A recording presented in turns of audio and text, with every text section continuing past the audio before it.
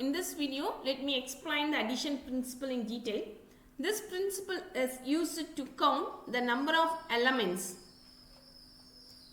in the union of two or more than two sets. Suppose if we have two sets A and B, then the number of elements in the union of sets is represented as n of A union B is equal to n of A plus n of B minus n of A intersection B.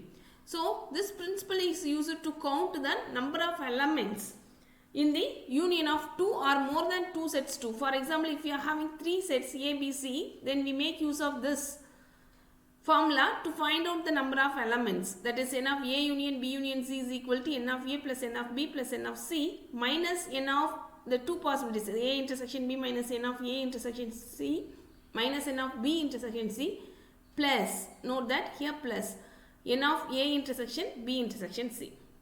Thank you.